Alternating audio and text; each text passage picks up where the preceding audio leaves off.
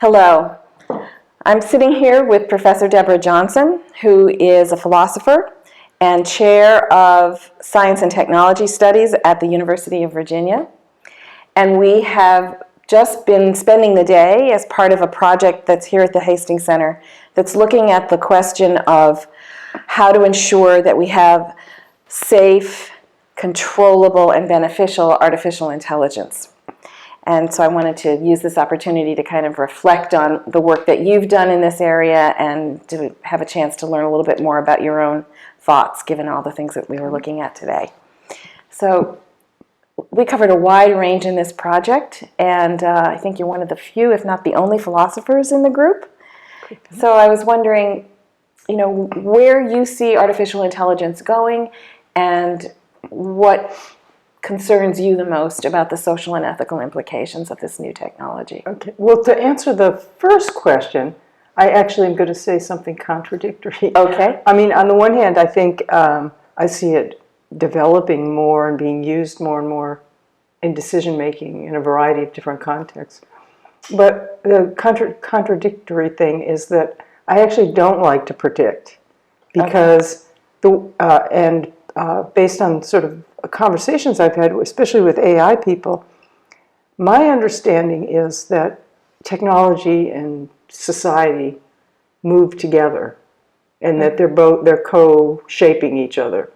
And most of the predictions about AI and us eventually having these humanoid robots who are, have relationships with us of various kinds, taking care of us, if we're the elderly, and being companions and diagnosing our illnesses and meeting us in the ER. I actually think that those come from people just looking at the technology, in particular the AI researchers, and then somehow projecting forward without thinking about how the AI is going to be shaped and whether there's going to be resistance or regulations and liability issues that will sort of divert and redirect how it develops. So I have no idea whether or not, or how to imagine the future.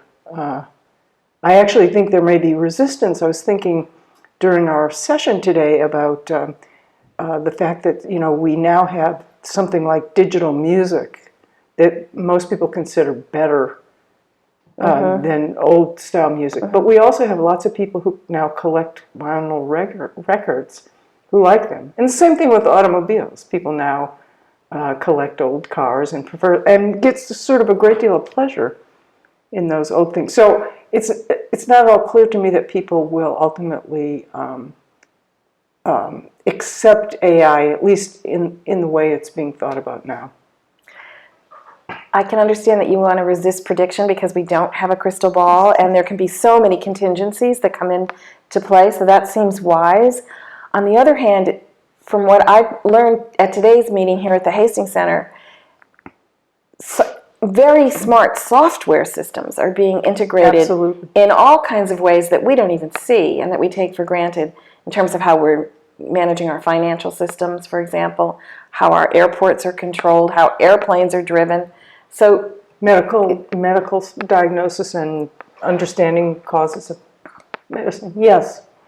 So there's no doubt in my mind that we'll continue to develop AI in that direction. At least some people will. And I think it's an open question, sort of what uses will turn out to be its best uses, or in what context. So. And so do you teach the ethics of AI or robotics in your program at UVA? So right now I'm teaching two different courses. One is just, in general, information technology, ethics, and policy, in which I have a section on autonomous technologies and robots. And then I teach a course that is seemingly unrelated, but turns out to be related, and that's a course on the ethics of big data. And big data is used in AI. Especially with these systems that I was just describing of financial system, et cetera. Exactly. So what are some of the ethical takeaways that you're hoping your students will have when you talk about big data? The big data stuff? So for the big data stuff, there are just a whole host of issues that have to do with how, a big one is privacy, but another sort of aspect of that is the sort of implications of predictive models and predicting people's behavior in ways that the person themselves may not know. Other people will know more about the person than themselves. What I'm really worried about is something I would just characterize as issues of fairness, where because of big data, data now moves from one context to another. So, for example, if reading around, it's now possible that banks or lenders will, if they find a correlation between, in fact, evidently this has happened, a correlation between someone who goes to marriage counseling and the probability that they'll default on a loan. Oh, wow. They can get that information because they ask for the credit history. And so if a person has used their credit card to pay for the marriage counseling.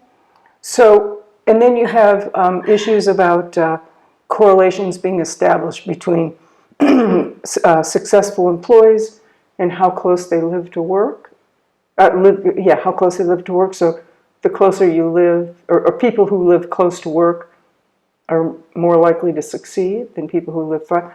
So this is all information that in the past has been sort of out of the game, or, not part of the deal. If I apply for a job, they look at my qualifications. If I apply for a loan, they look at my financial condition. But because this data is so easy to move and then correlate, combine with other databases, people are finding correlations. And your name is attached to it, so that when you go for a bank loan, absolutely, they actually have your name and they can see what you've spent your money on your credit card. Right. I was not aware of that. So it's not just categories. Although it could be just the category people who go to marriage counselors, or something like that, but they would somehow know that you fit the category. So there's a privacy issue there, but there's also a fairness issue because you may get a ding on your credit score or on your ranking for eligibility for a loan on matters that really should not be relevant, or one would argue they shouldn't be. And people are worried that just a classic sort of discrimination that is prohibited will sort of come in the back door because they'll find correlations. For example, another one that sort of struck me is in the insurance industry, they already kind of know that if you drive at night, you're more likely to have an accident. Well, it turns out that people, low-income people, and especially African Americans, are more likely to work night shifts, doing janitorial work and other kinds of things. So their rates may be higher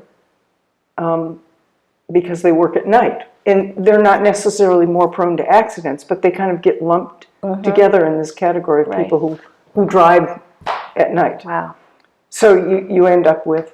These are really unintended consequences. Unintended consequences, right. Yeah. Wow.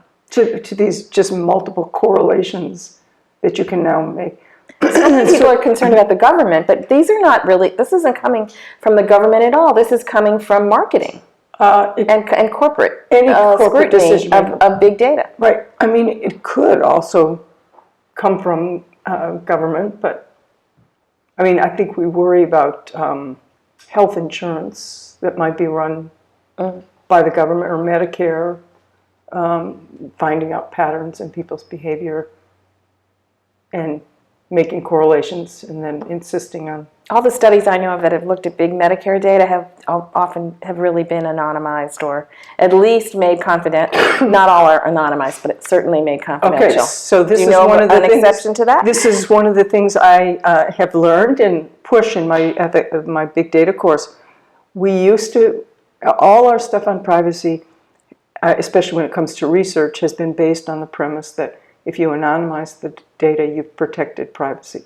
But what people don't realize is that along with big data have come these tools and techniques for re-identifying data. So there are a couple kind of classic cases. One actually involved medical data, and had to do with the governor of Massachusetts. Someone, it was actually an enterprising graduate student, the health insurance company that gave insurance to public employees in Massachusetts. You've heard the story? No. Released, anonymized, and then released health records that mostly had to do with appointments, when people visited and when they didn't, and had some health records information. Anyway, they publicly released it and to people, researchers who wanted to use that data to try to see what they could learn about health. Well, an enterprising graduate student bought this, or got access to this data, and then bought voter registration and crossed information, cross-listed them, and knew that the governor lived in a certain, not in a zip code, but she knew that he lived in Cambridge. And she knew his birth date. And they had left birth date on thinking that was... Anyway, she very quickly was able to zero in. There were only so many people in Cambridge. And able to make a point. Appointed with point. His birth date and so on. Yeah. And so she sent him his health records. Yeah, she got her point across. Right. So re-identification, and then there's another case where search data was released and a woman was identified, and etc. So re-identification is a problem. Yeah, I knew that was true for genetic data, but you're making a good point that it can be true for things that even seem quite harmless. Yeah. I'm going to turn the tables a little bit and go back to a topic that we addressed today at the workshop that we held here. And that was the session that kind of looked at how realistic robots are beginning to become, how embodied they are. And we're going to be seeing more and more of this with service robots who are likely to take care of our growing elderly population, and many other ways in which robots are going to become a part of our daily lives, and how astonishingly human-like they're going to be. Humanoid, they call Yes, and even if they aren't, we tend to over-anthropomorphize, and we tend to over-identify with them and give them what Eleanor Bosch called a sense of agency. We attribute agency to them. Yes. So many of the people in our meeting talked about the dangers of treating them almost like, I think the word was subalterns, entities almost that are imbued with life and are beneath us, so that we might, would there ever be a moment where robots would have rights, for example? But I have to say that throughout that entire conversation, I was worrying about the opposite effect, that what will it do to us? Since we cannot stop our over-anthropomorphizing, it seems to be, we're hardwired to project. People turn dolls into real, children play with objects and turn them into stories with characters from the time they're very young. That's just what people do. So we are going to imbue robots with personhood, or a perception. We're going to imbue them with a perception of personhood. And I'm worried not about the robots' rights, because that doesn't make sense to me since they're robots. But will we become more cavalier? We saw a clip where a robot was being abused, and it definitely triggered my care and empathy and protective and angry, and why is anybody hurting this creature? I couldn't help but anthropomorphize it. And then I thought, well, we learn behaviors and attitudes from what we observe, and is this going to teach people that it's okay to be abusive because it was a scene of a person abusing a robot? So the consequences for us seem to me quite perilous, and that wasn't brought up. So I wonder, as a philosopher, what was in your mind? Yeah, so that is an argument. Actually, I've had a discussion of this argument, and I'm surprised not everybody agrees. But initially, the argument, the way I understood the argument is, in the case of animals, one of the reasons we have laws against cruelty to animals is on grounds that it hardens the people who are cruel to animals. It hardens them, and then they're more likely to be cruel to humans. And so it seems like this argument would be made in the case of robots, that if they look human and they're drawing, that we can't be cruel to them because it would harden us, or we can be cruel to them and then we'll become harder, more cruel to one another. So on the other hand, in the conversations about this, some people have pressed whether that's true. That is, whether there's this, I think it's an empirical question, whether there's this carryover, either from animals or robots. So we know that when children watch violence on television, there's a carryover effect. So to me, portraying this in films, and we saw film clips today, that's where we were observing it, we learn through observation and modeling and social learning, social role modeling. So I think there is a strong literature that what we see affects how we behave. I suppose there are lots of other variables that intervene. But so I thought that was interesting in the conversation today that there were a number of people, including the AI researchers, who thought we shouldn't build robots to look humanoid. Yeah. And I tend to agree with that. Yeah, I did too. I thought that was I think they were thinking there should be some way to identify them. But I actually think I would go further and say, let's not make them. Yes, some people were saying let's not make them. I thought that was one of the biggest ethics issues that was on the table today. Very fascinating. And there's also this argument when it comes to care of the elderly, that if we make them humanoid and use robots to take care of the elderly, there's this element of deception. We will, because the elderly are more likely to They might have some cognitive decline anyway. Right. I've also heard people say, well, if I knew that a very, very human-like robot was taking care of my mother, maybe I wouldn't go visit my mother as much, which is a terrible thought. But people might feel that they're off the hook because they have a good babysitter, so to speak. Right. I mean, the idea of robots taking care of the elderly comes out of Japan, which has this problem of not enough children to take care of the... So you can kind of understand it there, but we are an aging society. We are an aging society, and we're going to be top heavy on that on the elderly as well. But certainly Japan is ahead of that curve with us. I think we all think, or at least there's a general attitude that it's lesser care, even though it may be, in fact, very competent care. It's somehow demeaning to be taken care of by a robot. Don't we want to feel people are really, that there's intentionality? That it's not just that you're doing an instrumental task to care for me, but that I want to know that there's caring going on through those acts. Exactly. Yeah. Exactly. Yeah, so very complicated, I think, issues. We're entering some incredible terrain. Yeah. Now, part of the impetus for this project is that Stephen Hawking and others have said publicly that they're worried that artificial intelligence would go beyond our control, would no longer be safe. Yes. And I wonder what your view is on that. Do you think we have to worry about that? It's not so much that I think we have to, I mean, we do have to worry about it, but what bothers me about these lines of thinking is I worry that we're being set up to deflect responsibility from the people who create these robots. So I think the thing to worry about is not the robots per se, but the people who are designing and building and then trying to sell and use the robots. So my big pitch in my work is always to remember, technology doesn't come out of nowhere. It doesn't do anything. It's human-made. It's artifacts are always part of social systems.